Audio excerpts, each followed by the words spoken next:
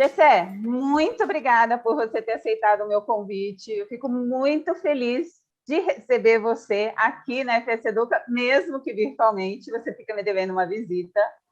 Mas é claro que para essa série que nós estamos aí de lendas do FM, eu não poderia deixar de te incluir na lista, né?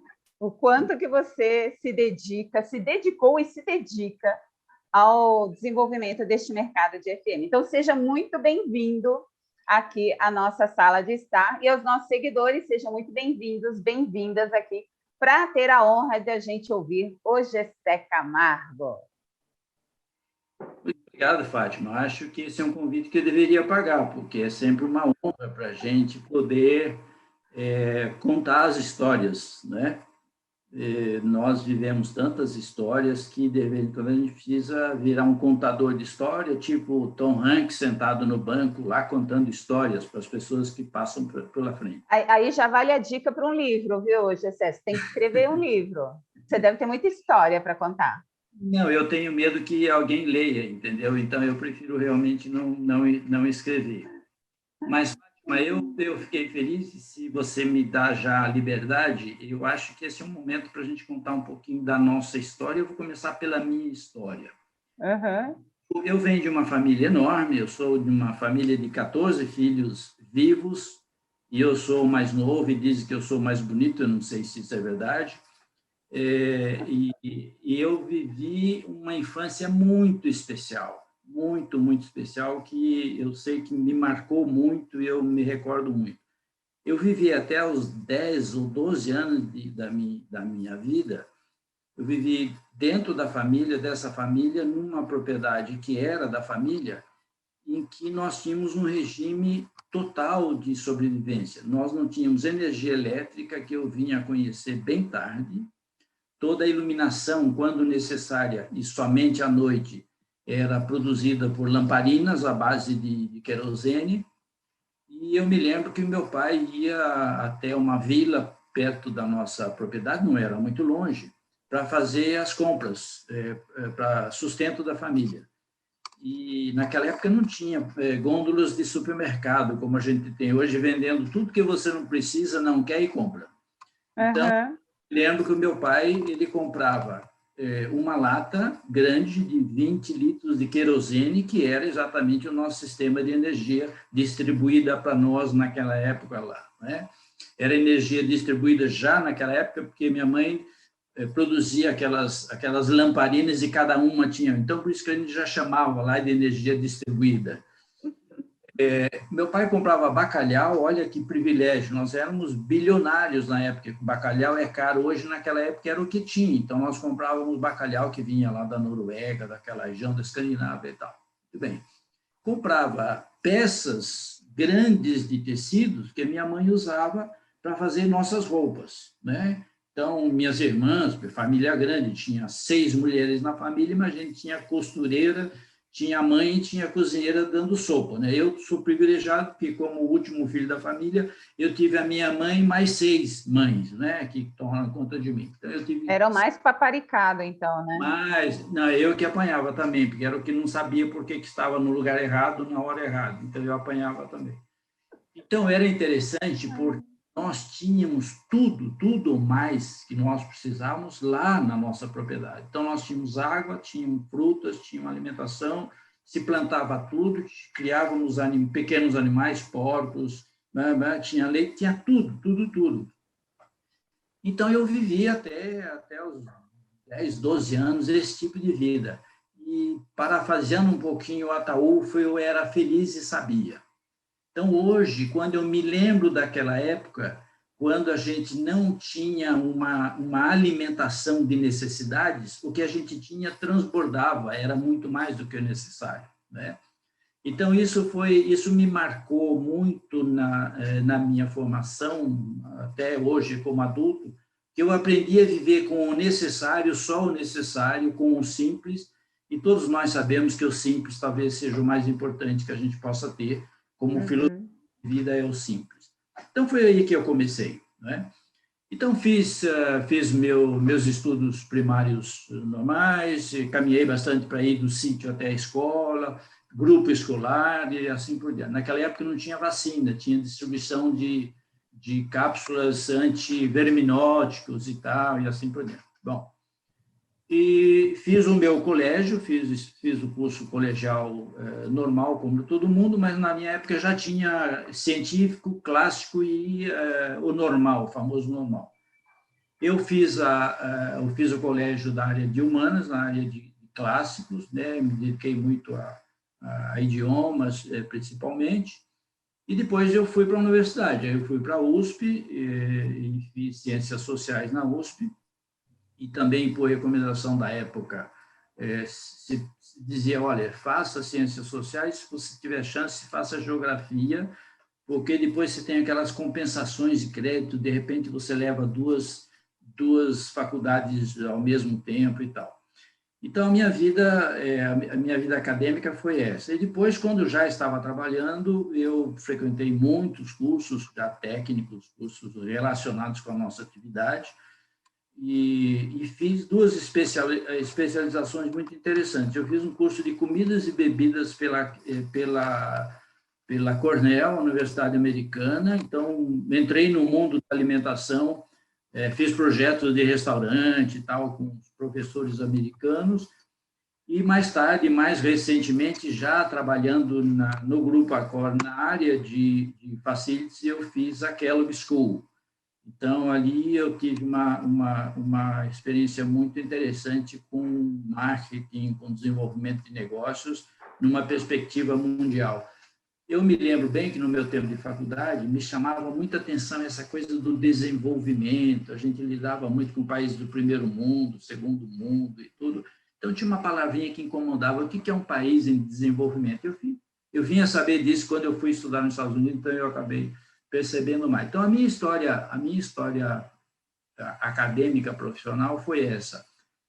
Interessante, porque em todas essa vivência, desde o colégio, fazendo clássico, ciência, fazendo, portanto, uma disciplina de humanas, desde a universidade fazendo disciplina de humanas e sempre trabalhando com administração, marcou para mim muito o relacionamento com pessoas.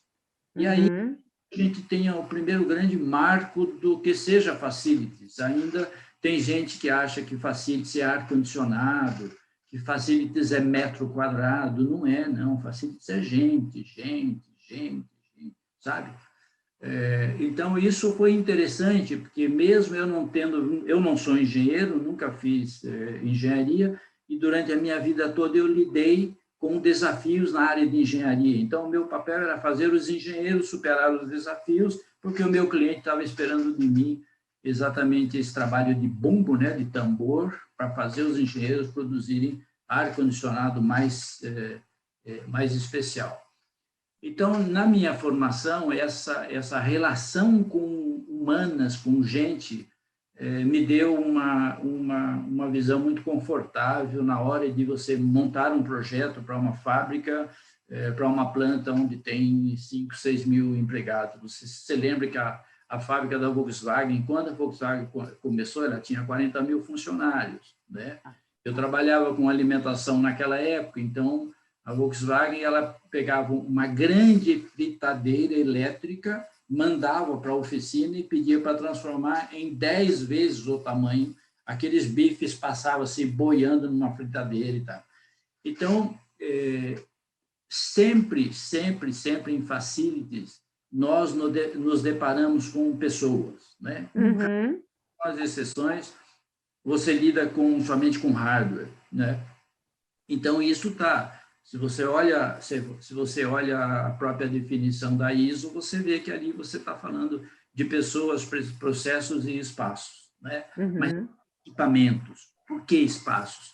Porque o home office provou que o espaço não é aquele lá da Berrine, aqueles 300 metros quadrados, não. O espaço é o quintal da casa de um funcionário que, por conta da pandemia, foi trabalhar em casa.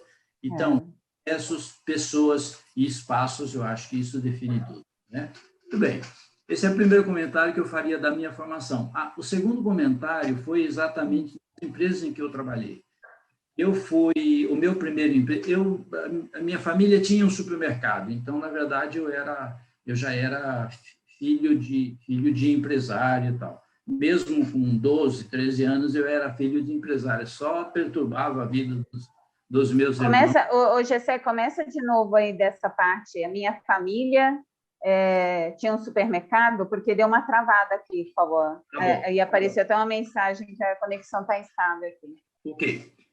Então, além dessa trilha que eu segui com referência à questão acadêmica, à questão da formação, na minha vida profissional, eu comecei como auxiliar de serviços de nada no supermercado da minha família. Eu acho que eu mais perturbava realmente do que ajudava, né? Depois, o meu primeiro emprego foi um concurso para trabalhar na prefeitura da cidade onde eu nasci, que é considerada a maior cidade lá do município. Na minha época, ela tinha, acho que, 15 mil habitantes. Qual é a cidade que você nasceu? Fala para a gente. O título é A Grande Iracemápolis, mas, na verdade, é Iracemápolis, né? Ah, tá. A gente chama a Grande Iracemápolis porque Piracicaba, Santa Bárbara, Limeira, Nova Odessa e coisas pertencem à Grande Iracemápolis. Aí já estou brincando com os meus conterrâneos lá. Muito bem. Então, meu primeiro concurso foi para trabalhar na prefeitura da cidade. Eu me lembro que eu passei no concurso, tinha que fazer, como é que é? Teste de datilografia. Você lembra aquela máquina que tinha uns botões assim, que você tinha que ter... eu lembro. Eu ficava só catando milho. Força, para trazer o carro para cá. Então, eu passei nesse concurso e fui trabalhar nessa prefeitura. Foi um ano apenas antes de ir para a universidade. Mas foi muito interessante, porque eu comecei a ter uma relação com regulação, com leis, com aprovação na Câmara, com gestão de orçamento, né? Foi interessante, bem interessante.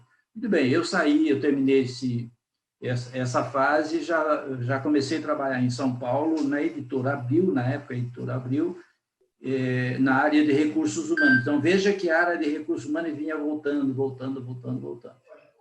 E aí eu passei para um concurso do SESC. O SESC tinha, já nessa época de algum tempo, um trabalho muito interessante que se chamava Unimos. Era uma divisão de negócios do SESC, composto de técnicos, de profissionais já formados e que se deslocavam pelo interior do estado de São Paulo para desenvolver em 30 dias um programa intenso, 24 horas, de educação em saúde pública, educação para o lazer, educação para o esporte, educação para a cidadania e tal. Então, isso foi em 1970.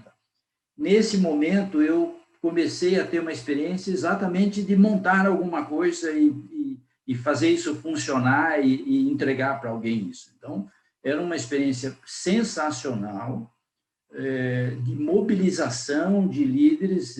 A gente mobilizava o prefeito, o juiz, o diretor da escola, o delegado de polícia, enfim, as autoridades do município, para criar uma agenda de um campeonato de futebol, um ciclo de palestras sobre saúde pública, um ciclo de palestras sobre lazer. Era uma agenda sensacional, que eu diria que hoje está muitíssimo bem representada pela programação do SESC. Quem conhece o SESC sabe que aquilo é uma máquina maluca de produzir cultura, educação e principalmente aproveitamento, né? Principalmente de absorção de comunidades pobres. Foram longos anos esses trabalhando com projetos voltados para a comunidade, onde você tinha o orçamento, onde você tinha a necessidade da mobilização de lideranças, onde você tinha que viabilizar recursos, enfim, projetos, e tinha resultado. Nós tínhamos que apresentar ao final de 30 dias de trabalho, numa solenidade, todo mundo de terno e gravata e tal, o que foi feito naquela cidade em 30 dias, né? Então, uma coisa muito interessante. Do SESC, eu acabei, aí já entrei no mundo empresarial, fui trabalhar na Macro, né? Trabalhei bastante tempo na Macro, trabalhei no restaurante do aeroporto, depois passei para o Grupo Accor e comecei a trabalhar com desenvolvimento de negócio. Então, ao longo da vida toda profissional, eu sempre me deparei com desenvolvimento de negócios, com criação de soluções, com mobilização de recursos, sejam terceiros, sejam próprios, financeiros, materiais, recursos processuais, legislação e, principalmente, iniciativa. Né? Quando você se depara com um projeto, você vê as coisas mais ou menos organizadas do mesmo jeito, e você tem que reconfigurar tudo isso para você fazer as coisas. Então, o resumo da minha formação, seja do ponto de vista profissional, seja do ponto de vista acadêmico, ele diz exatamente o seguinte: nesse ramo de atividade, lidar com pessoas, em grande parte do conhecimento da ciência, você lida com pessoas ou num determinado momento elas vão aparecer. Mas, no nosso caso, sempre temos à nossa frente pessoas, sejam usuários, dependendo de alguma coisa, seja de acionistas, dependendo de alguma coisa, sejam de terceiros, funcionários de terceiros, dependendo de alguma coisa. E somente para concluir nessa formação, tanto profissional e tanto acadêmica, eu também tive o privilégio de me expor mais. Então, eu trabalhei bastante fora do Brasil, trabalhei muito na França, trabalhei na Espanha, sempre para as grandes empresas aqui, trabalhei muito nos Estados Unidos, e tive uma missão específica na América, quando eu assumi a diretoria de Facilities da Compass, a empresa inglesa, para toda a América. Então, eu tive a oportunidade também de trabalhar com esse pessoal. Então, essa internacionalidade que me foi propiciada pela minha vida profissional, ela está hoje 100% presente na nossa atividade, né? Você já lidava com globalização naquela época? Já. Eu trabalhei com cogeração na França muito tempo antes de ter cogeração aqui no Brasil e tal. Então, é interessante. E interessante também que isso me permitiu avaliar o quanto nós estávamos evoluindo, né? Eu trabalhei em hospitais na Colômbia, eu trabalhei com terminais rodoviários na Argentina, trabalhei nos Estados Unidos montando equipes de serviços de limpeza nos Estados Unidos. Então, foi uma experiência interessante em que se percebeu que nós, com todo o nosso acanhamento, até eu diria, até que avançamos bastante nesse segmento. Então, Chile tinha umas coisas interessantes, a Colômbia tinha uma coisa interessante, a Venezuela era impossível trabalhar, muito difícil trabalhar, México era grande. Então, imagine você que, quando você soma toda a experiência acadêmica relacionada com pessoas, com a motivação, o convencimento e a entrega de serviços, e como infraestrutura de toda essa atividade, o convívio nas grandes organizações, grandes empresas, fiz projetos para empresas na América inteira, onde a cabeça é outra, a gente aprende outras coisas, confortavelmente bem instalado para fazer coisas aqui no Brasil também, como eu fiz durante muito tempo. Então, eu me alonguei um pouquinho, mas é que eu acho que a formação do profissional de Facility, a gente vai voltar isso no final, ela tem uma relação direta realmente com essa diversificação de experiências, não é? Trabalhar 20 anos como gerente de serviços numa grande indústria não é tão emocionante, tão desafiante e rico quanto você trabalhar 3 anos em 6 indústrias diferentes, em países diferentes, em setores da economia diferentes. Então, esse tema da diversificação e digamos assim, da experiência holística, seja do ponto de vista da reflexão, seja do ponto de vista do braço, da prática, foi um privilégio que eu tive em toda a minha formação. Foi toda a minha formação, foi essa. Legal, bacana. E aí, diante de toda essa experiência que você passou por esses anos, não só isso, né, mas também a gente se lembra de você presidindo mesa em congresso, não só aqui no Brasil, participando lá fora também. Quais são aí os 3, ou sei lá, quantos você quiser falar, aprendizados que você pode compartilhar com os nossos seguidores, Gessé? Eu começaria dizendo o seguinte, nós, ao longo desses anos todos, nós tivemos a oportunidade, você também foi companheira nossa nesse momento, a gente passou por diferentes etapas, desde quando a gente falava em terceirização lá atrás, sobre por que terceirizar, redução de custo, coisas do tipo, de uma forma muito tacanha, muito difícil de convencer as pessoas que ia trazer alguém para fazer a comida, ao invés da dona Antônia, que sempre fez a comida e tal.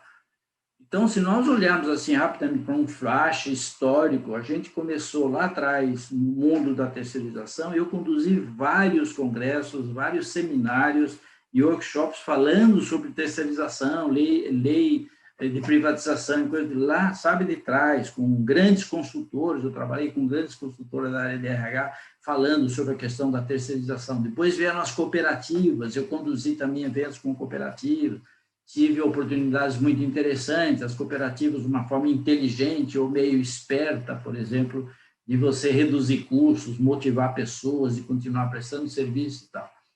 Até que um dia, eu me lembro, eu estava numa reunião do Grupo Accor, numa reunião com o presidente da Brascan, que era acionista da Accor. Ele me chamou para a reunião, junto com o presidente lá de uma das divisões da empresa, e colocou assim na mesa, curto e grosso, era o Jacques Delmar, um canadense, e ele falou assim, olha, Gessé, é o seguinte, a gente constrói edifícios, e quando chega no final, a gente não vê a hora de ir embora, não aguenta mais, condôminos, futuros condôminos reclamando que tem uma luz que ainda está piscando, e os condôminos também no finalzinho, antes de entregar ou na entrega dos edifícios, não vê a hora que a gente também vai embora, porque afinal o nosso papel era construir e ir embora para o segundo ponto. Então, naquele momento, eu acho que estou falando de 80 e pouco, qualquer coisa assim, naquele momento surgiu de uma maneira muito clara uma tremenda oportunidade de negócios de mercado que nós não tínhamos na ocasião. Nós falávamos muito de terceirização de serviços, mas não falávamos daquilo que ele me colocou de uma maneira curta e grossa. Gessé, nós precisamos de alguém que cuide de tudo isso, né? Quando ele fala, precisamos de alguém que cuide de tudo isso, ele já, de certa maneira, começou a falar em governança. Hoje, o melhor modelo de facility é o modelo piramidal, em que você faz parte do segmento estratégico da organização. Enquanto facility for uma camada logo acima da camada operacional, do chão de fábrica, nós nunca vamos fazer sucesso, né?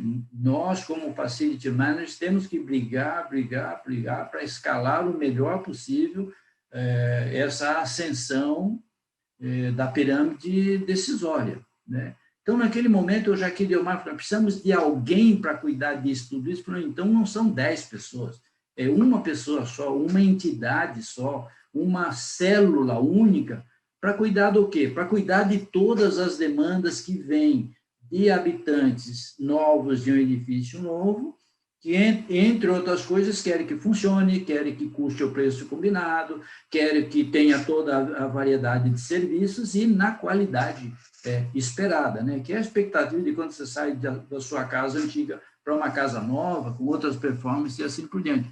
E, ao mesmo tempo, o empresário, o empreendedor, aquele que implementou aquele site, o que ele espera ao ir embora? Levar exatamente o retorno do seu investimento, no primeiríssimo plano. Segundo, a melhor imagem, que ele é um grande implementador de novos sites, ele é um grande real estate, é uma empresa competente. Então, foi muito interessante, Fátima, porque eu diria que esse foi um momento, talvez, foi um divisor de águas no nosso mercado, quando a gente deixou de falar em terceirização de serviços, que era uma ação muito específica de cada uma das empresas, né, para um negócio diferente, né? Então, lá, naquele momento, não só ficou claro para nós todos que esta era uma meta muito interessante para se produzir, para se criar e se para atingir, né? E como tinha uma linha muito clara, aquilo já nos disse o seguinte: nós não podemos ir para a rua visitar um cliente, e na época o Grupo Accor era uma empresa mundialmente conhecida por serviços empresariais. Então, o nosso negócio era chegar numa grande organização e dizer, olha, tudo que você estiver fazendo que não é core business, por favor, dê licença, que nós faremos melhor, mais performático, mais barato e mais atrativo. Pode parecer até meio ganancioso e meio agressivo dizer para alguém. E eu já tive N experiência, você já deve ter tido.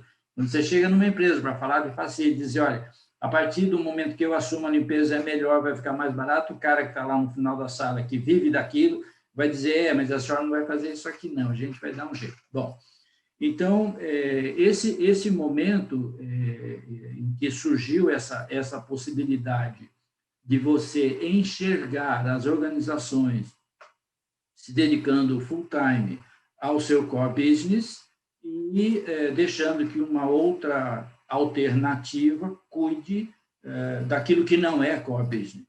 E também não é assim, hoje a Alea publicou o resultado da pesquisa, quem não viu, eu até recomendo que veja, e não sei se você viu, ali fica muito latente que se tem alguma coisa que ainda a gente não aprendeu, que o todo é muito mais interessante do que a parte, né? Então, olhar toda a infraestrutura em nome do cliente, com a mesma visão estratégica do cliente, com a mesma responsabilidade perante os acionistas do cliente e perante a satisfação da comunidade, sempre será o nosso grande negócio. E nunca cuidar do braço, da perna ou da cabeça, né? Então, naquele momento, para voltar ao tema, nós inauguramos no Brasil esta possibilidade de que nós, profissionais, que éramos na época chamados de gestores de serviço, às vezes analista de recursos humanos que cuidava de alimentação, um outro analista que cuidava de transporte e assim por diante. Então, naquele momento, se acendeu uma luz de grande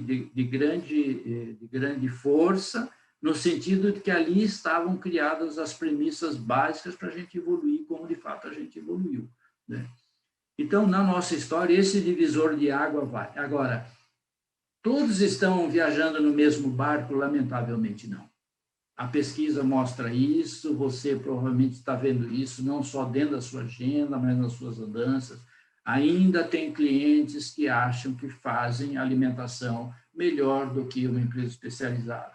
Ainda tem clientes que acham que cuidam da sua infraestrutura de climatização, utilidades e tudo melhor do que uma grande empresa, assim por diante. Ainda tem isso, né? Não, e assim, não querendo te interromper, Gessé, mas olha, no outro dia eu participando de desses grupos de WhatsApp, né, de FM que a gente geralmente participa, uma pessoa colocou lá no grupo falando assim, então, hoje nós temos a limpeza terceirizada, o que vocês acham de internalizar a limpeza? Eu falei, gente, voltar tudo de novo. Né? Então, assim, um serviço que a gente já sabe, é o que você estava falando, a terceirização é justamente para isso, para ceder, né, um serviço, para ter ali um serviço especializado, para você não precisar ficar se preocupando com isso, para uma empresa que conhece e realmente pode trazer todo o know-how, né? Exatamente. Eu diria que o grande privilégio do cliente, se ele quiser internalizar alguma coisa, é a sujidade. Isso ele faz muito bem, né? Então, o cliente cuide da sujeira que a gente cuide de limpar a sujeira, né? Então, Fátima, você tocou no ponto. E ainda tem uma, sabe, assim, um mal-estar, digamos, na nossa reflexão, que é a seguinte: será que a empresa da Fátima vai fazer limpeza melhor do que a minha empresa? Será que aquela empresa da alimentação, essa tal de, como é que, Sodex alguma coisa, será que eles vão fazer aquele bife caprichado, como a tiazinha fazia para o presidente da empresa e tal? Então, esse ranço, digamos assim, eu diria que é quase uma sequela, né? Porque com esse tipo de atitude, eu não diria que seja virtuoso isso, sabe? Isso realmente é uma sequela que o passado deixou, né? Que aquela resistência à inovação deixou em muitas pessoas. Isso não dura muito tempo, porque facilmente, principalmente nos escalões superiores, principalmente no nível estratégico da empresa, sempre surge alguém com outra cabeça de escuta, para com essa brincadeira de vocês fazerem alimentação, nós temos que fazer o parafuso da melhor maneira possível, e assim por diante.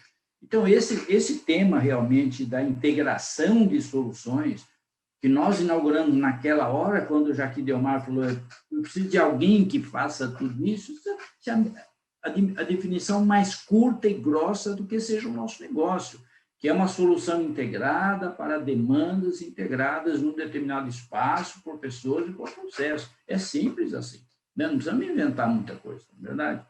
Então, eu acho que no que se refere à nossa história, tem isso. O que aconteceu também na nossa história que a gente vê com uma certa preocupação? É a questão realmente da formação profissional, né, Fátima? Salvo essas iniciativas maravilhosas que vocês fazem, que a Lea faz, que muitos já fizeram, que as ações fizeram, e até essas primeiras iniciativas acadêmicas de treinar pessoas e tudo, regra geral, o nosso aprendizado foi muito tacanho, foi muito pequeno face a toda a necessidade. Então, assim, tem um filósofo, um pedagogo francês que trabalhei muito com esse tema da chamada educação permanente. Não existe a universidade para nós, Facility Manager. A universidade para nós são 24 horas em espaços diversificados, processos diversificados e demandas de clientes diversificados. Essa é a nossa melhor escola, né? Então, a gente apanhou bastante. Você vê ainda universidades boas, até boas, criando, formando engenheiros da área mecânica, civil, elétrica, etc., etc., etc., mas você não vê nenhuma universidade formando Facility Manager. Você não tem hoje um curso de graduação de Facility Manager. Então, a depender da criatividade, da iniciativa, de recursos de cada um dos Facility Managers, a chance de você ir para um banco de escola, se é que existe ainda isso, para sair dali agora, porque estou formado, aqui carimbado, eu sou um Facility Manager ou um Property Manager, é muito pequeno, muito acanhado, muito simples, realmente. Isso é um desafio que, ao longo da história, a gente vem se debatendo para resolver, com algum sucesso aqui e ali, mas nem todos os sucessos. Esse é o segundo ponto que eu chamaria realmente na questão da nossa história. E por último, eu lembro até, antes de você falar o por último, aí já para dar um suspense para a turma, eu lembro que nas empresas que eu trabalhei era muito difícil ter uma verba para treinamento, sabe, para treinar as pessoas. Tanto é que eu mesma desenvolvia os treinamentos lá para as minhas equipes, organizava workshops, e até depois, quando foi na Cushman, acabei até organizando treinamento para o próprio pessoal lá de outros projetos da Cushman, né? E hoje, o que eu vejo, como mudou essa mentalidade também, né? Não digo que todas as empresas investem em treinamento, mas hoje, por exemplo, eu tenho grandes clientes como a BRF, Grupo Eco Rodovias, Banco BMG, que treinam toda a sua equipe de gestão de facilities. Então, gestão de facilities Brasil. Então, eu vejo que é uma outra mentalidade dos gestores dessas empresas que buscam, então, uma verba dentro ali da sua organização para capacitar o pessoal, né? Então, eu vejo assim que começou a mudar um pouco, isso não é todo mundo, mas algumas empresas já têm essa visão de que, olha, precisamos preparar o nosso pessoal, capacitar, até para depois cobrar resultado, né? Não existe almoço de graça. Sim, sim. Fátima, mas você chega num ponto, para mim, a melhor expressão de quanto ainda nós temos que caminhar no que se refere à área de facilities e ao profissional de facilities ter esse papel, era como se a Igreja Católica desse nome nas igrejas, imagine que existem milhões de igrejas pelo mundo todo, que muitas delas houvesse o bispo, né? Que muitas delas houvesse o cônego, muitas delas houvesse o padre ou o pároco, mas na maioria delas, assim, assistentes para assuntos de salvação eterna e distribuição das graças divinas. É isso que a gente assiste, Fátima. A gente ainda vê nas empresas, na organização da empresa, analista para assuntos de hora-bolas. Quando o título por si só não exponencia a sua missão, é sinal que você realmente não é expoente, ponto final, não temos que... Então, sabe, essa ambição pessoal, não, eu sou facility, eu sou property, a gente não pode abrir mão disso, eu não quero ser analista de serviços de salvação eterna, sabe? O que a gente faz é que faz o padre. Portanto, eu me chamo Padre João Manuel da Silva, quero ser o padre. Eu sou o padre, eu faço tudo isso, sabe? Eu celebro a missa, eu conduzo aquela sessão, eu distribuo, enfim, para quem conhece um pouco da religião católica e assim por diante. Então, eu acho que isso é uma teimosia salutar que a gente precisa adotar no dia a dia. Não, senhor, quem está aqui é o facilitador, não é o analista de serviços gerais. Sabe, essa depressão que vem naturalmente das organizações antigas, elas incomodam, sabe? É depressão mesmo, sabe? Você não fica depressiva quando você quer aprovar um projeto numa empresa para, de repente, mudar um determinado processo e alguém não aprova, porque não tem dinheiro. Isso é depressivo, muito depressivo. Então, nessa hora, eu estou sendo analista para assuntos de salvação eterna e distribuição das graças divinas e assim por diante. Muito bem. Então, eu acho que, do ponto de vista da história, o que nós temos hoje... E o terceiro aprendizado, né? Você vai passar, que eu te cortei. Exatamente.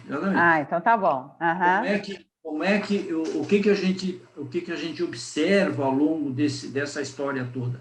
Qual foi a relação que nós, de fato, estabelecemos com uma determinada meta de desenvolvimento pessoal, de desenvolvimento profissional, de desenvolvimento acadêmico e, evidentemente, de ascensão, digamos, aos níveis mais da governança mais representativa da empresa.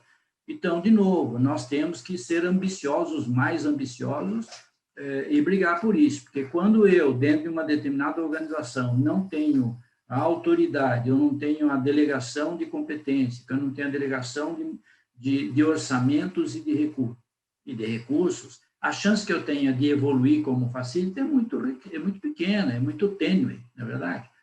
Então, eu acho que ao longo da história a gente observou esses grandes desafios e tal. Muito bem.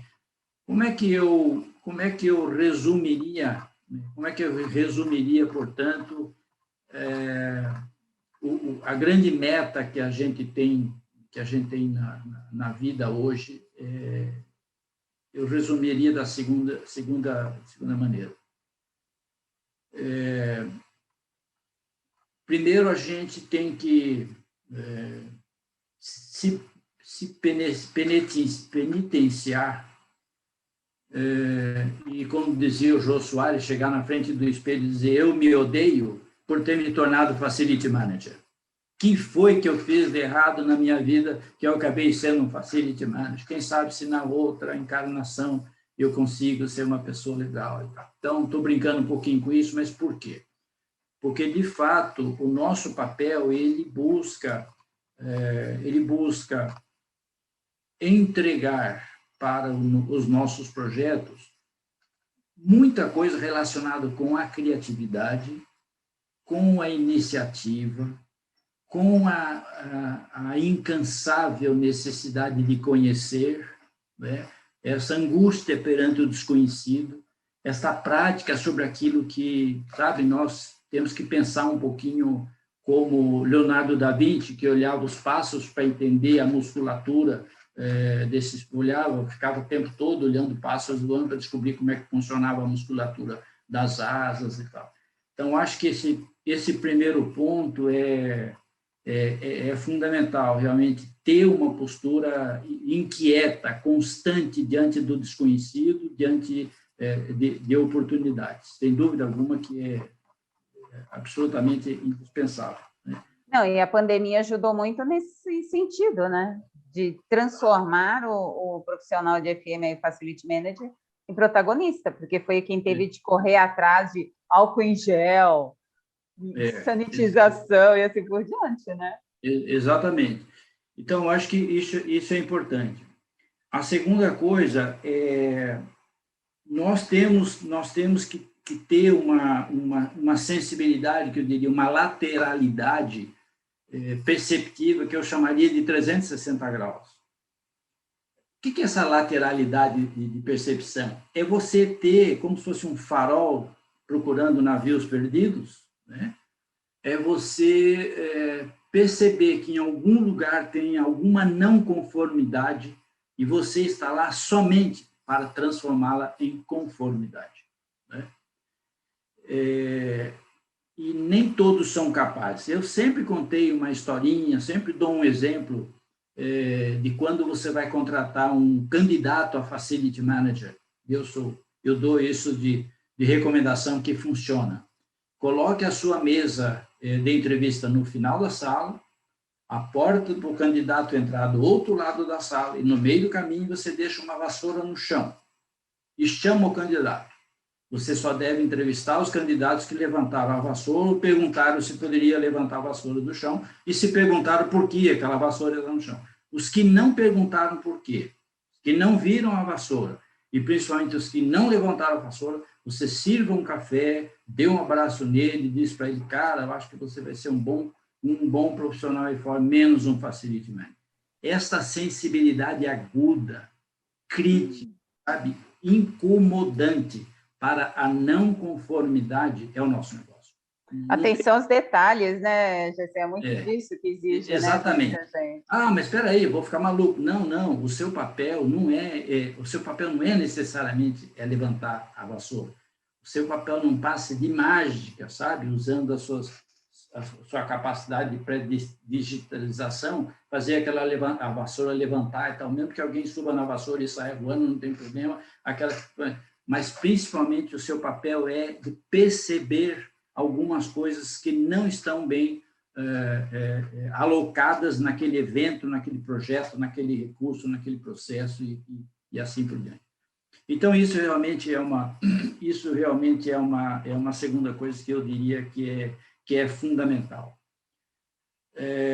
Isso está na linha do aprendizado, da formação e da educação. Facility Manager não descansa perante uma nova informação. E nós temos, nesse sentido, Fátima, acho que a gente não pode reclamar. Hoje, graças aí ao acesso à informação, ao conhecimento mundial de tudo que acontece no nosso segmento, não podemos alegar, eu não sabia que nos Estados Unidos tem uma empresa que fez um projeto desse, funcionou muito bem e tal. A gente não tem condição. Então, a minha recomendação é que o Facility Manager seja uma pessoa muito sensível com o aprendizado, sabe? Uma leitura, um artigo. Hoje na internet você pode ler, por exemplo, as associações mundiais estão produzindo inúmeras soluções, projetos, alternativas e as nossas alternativas que nós temos elas aqui. O mundo inteiro lidou com pandemia. Como é que os americanos lidaram? Como é que os asiáticos? Quanto eu li? Que artigo eu li a respeito de alguma coisa que foi feita em tal lugar, que funcionou, e assim por diante. Né? Tem que estar plugado no mundo, né? Totalmente. Então, eu compus uma música, e eu só vou falar da letra aqui. Na verdade, eu não compus, eu coloquei... Você compôs a música para quê? Especialmente para esse episódio? Ou para quê? Para um dia você se apresentar? Eu comprei a música... Eu copiei essa música do Zé Cat, fiz umas adaptações. Então, quem conhece a música sabe bem, né? Se alguém perguntar para mim e tal, mas eu mudei a letra dizendo o seguinte: se alguém perguntar por mim, diz que fui por aí levando uma missão debaixo do braço. Alguém se lembra disso, né? Em qualquer reunião eu paro. Em qualquer discussão, eu entro. E se houver novidade, é mais um projeto que eu faço. Se quiseres saber se eu volto, diga que sim, mas só depois que a criatividade se afastar de mim. Mas só depois que a criatividade se afastar de mim. Show! Pô, Gessé mostrando a letra da música que escreveu no nosso episódio. Exatamente. Fantástico. Que o Zé Cat me perdoe, eu apenas adaptei a letra. Adaptou. Legal, muito bacana. Eu ia adaptar as letras do poema Os Lusíadas, mas eu achei que nós não teríamos tempo suficiente para ler Os Lusíadas. Então, agora você só precisa chamar o Murilo, a Daís, para ele colocar aí a melodia e aí sai cantando a música do EP. Exatamente. Mas isso aí é a música do Facility Manager. Se alguém perguntar para mim, diz que eu saí por aí procurando uma missão para fazer. Legal, bacana. E aí, quem é o Gessé Adesivo. na vida pessoal, hein, Gessé? Todo mundo conhecia um pouco da tua experiência, da tua formação, mas quem é o Gessé na vida pessoal? Eu me dedico muito a conhecer experiências, lugares e alguma coisa que aconteça que tem alguma coisa a ver conosco. Eu faço isso, eu gosto de fazer isso, né? Eu faço muitos projetos para muitas empresas em que eu não cobro o meu trabalho como consultor. Faço porque eu gosto e porque me interesso. E o meu problema é que, às vezes, eu vou muito além daquilo que a própria pessoa está esperando. Então, esse é um detalhe da minha vida pessoal. Eu não sou tão jovem mais, eu já tenho mais que 40 anos, né? Então, eu cheguei num momento da vida em que eu tenho sido muito seletivo com referência aos valores que eu quero viver, né? Uhum. Por uma dedicação pessoal, mas por muita sorte, por muita ajuda de família, dos amigos com os quais a gente vem convivendo, eu me dou ao trabalho hoje de dominar um pouquinho mais a minha vida pessoal. Então, eu adotei uma filosofia que eu venho praticando sempre, que é fazer o que eu gosto, na hora que eu gosto, com quem eu gosto, e se eu Uhum. fazer aquilo tudo, né? Isso me ajuda muito. Isso me ajuda muito porque quando você começa a viver esses valores de uma maneira muito organizada, muito disciplinada, você, de certa maneira, organiza a sua vida também, né? Uhum. Fazer o que a gente gosta, somente o que a gente gosta, evita de gastar dinheiro, gastar tempo, gastar com uma porção de outra coisa, com coisas que Não te fazem feliz, né? é, fazer as Uhum. coisas com quem eu gosto, isso é muito bom, porque não tem coisa pior do mundo que você trabalhar com um chefe chato, trabalhar com um colega que sabe que não. Sabe, a vida, entre outras coisas, é companheira por natureza, sabe? A gente precisa ter companheiros, ter gente com quem a gente, pô, vou convidar alguém para fazer isso ou aquilo e tal. E na hora que eu gosto, porque se você hoje não dominar o seu tempo, você corre o risco de deixar de fazer alguma coisa por excesso de demandas e amanhã não fazer, ou amanhã não ter nada absolutamente para fazer. Eu criei até uma pequena ferramenta pessoal onde eu listei os valores que eu quero viver na minha vida, que eu já venho vivendo, os valores pessoais, os valores familiares, os valores sociais e os valores cidadãos. Nós também temos que cuidar da cidadania. Uhum. E conseguir, assim, com algum exercício bem focado, de estabelecer, por exemplo, quais desses valores eu preciso viver intensamente hoje, porque não conseguirei viver intensamente daqui a 3 anos ou 5 anos. Parece muito rapidinho, quando nós começamos lá atrás o trabalho com o Facilities, eu fui procurado por uma empresa de recursos humanos que tinha um projeto genial, preparar os executivos de uma organização para como viver quando não o fosse mais. Quando você não é mais o presidente da empresa, que não tem mais a secretaria, Uhum. a mordomia, a sua imagem de marca, como é que você vai ver? E ninguém deixa a presidência aos 90 anos. Os presidentes vão a 50, 55, já tem meia dúzia de jovens abaixo para o posto e tal.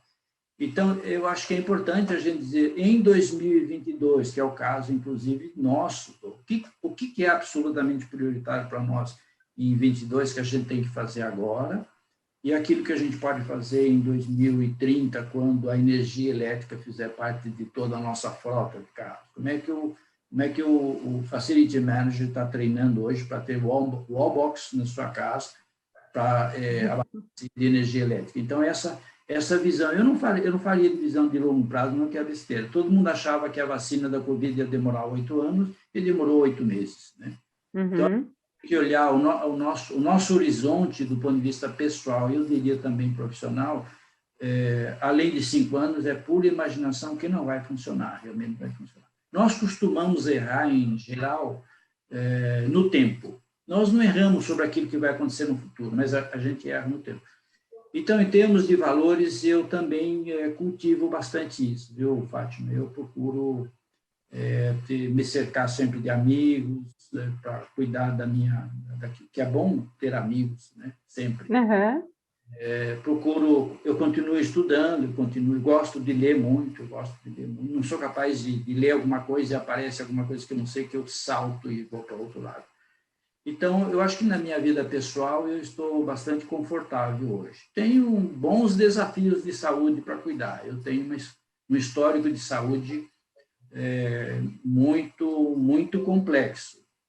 Eu resumiria dizendo que há 15 dias atrás eu fui fazer uma consulta com um ortopedista, um cara muito importante, um cara que é líder da comunidade ortopédica em São Paulo, e ele falou: conte um pouco a sua história. Eu comecei dizendo: eu comecei na medicina com 15 anos, eu falei para ele. Como assim começou na medicina com 15 anos? O que você quer saber a respeito de medicina que eu falo para você? Então, a minha saúde é desafiante. Desde os 15 anos, eu administro bem todo o meu sistema cardiovascular, meu sistema, enfim. Mas a minha cabeça ainda está boa, realmente ainda está boa. Fátima, estou feliz com essa oportunidade de contar histórias para vocês. Imagina, eu que estou feliz de ouvir você, né? Então, assim, até para finalizar, que é uma pena, mas aí, Gessé, qual o conselho que você daria para o pessoal aí que está nos assistindo e está iniciando nessa área de FM? Gostem profundamente disso, gostem. Se tem alguma coisa que desagrada, tente tirar da sua frente. É uma atividade genial, sem dúvida, uma atividade genial. Uma atividade em que a sua moeda é a criatividade, você não precisa de moeda alguma, na verdade. Então, eu recomendaria isso, gostem da atividade, sim, tenham uma percepção seletiva sempre com esse negócio, sempre que você estiver em qualquer ambiente. O mundo não tem mais as 8 horas de trabalho, o mundo não tem mais 7 dias, o mundo não tem mais o sol e a lua, o mundo tem somente, como eu disse, quem vive no metaverso e quem não vai viver no metaverso. É assim que o mundo vai ser, né?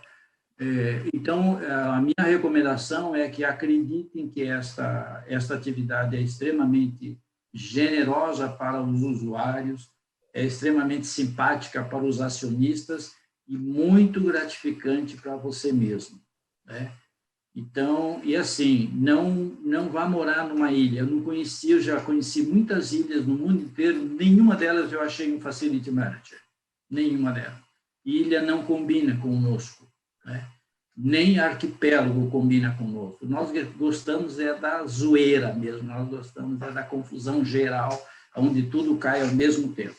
Gostem da profissão, estudem tudo que possam e acreditem que vocês estão construindo, não só para o Brasil, dando um salto importante para as organizações, quanto para vocês também. Boa sorte a todos. O que mais eu posso desejar? Ótimo, maravilhoso, Gessé. Eu só tenho que te agradecer por essa 1 hora do seu tempo que você nos deu, até porque a gente tem o vídeo, mas a gente ainda conversou um pouco antes, foi muito prazeroso. É que vocês não viram os bastidores, gente, aqui, Claro, mas também claro. foi muito prazeroso a gente conversar um pouco antes. Então, eu só tenho que te agradecer. Muito obrigada mesmo pelo seu tempo. E pessoal que está nos assistindo aqui, então, olha, muito obrigada também por nos acompanhar em mais esse episódio. Conheça as outras lendas do FM também nos episódios que nós temos aqui. Muito obrigada, pessoal, pela atenção. Beijos no coração. Fiquem com Deus e até a próxima.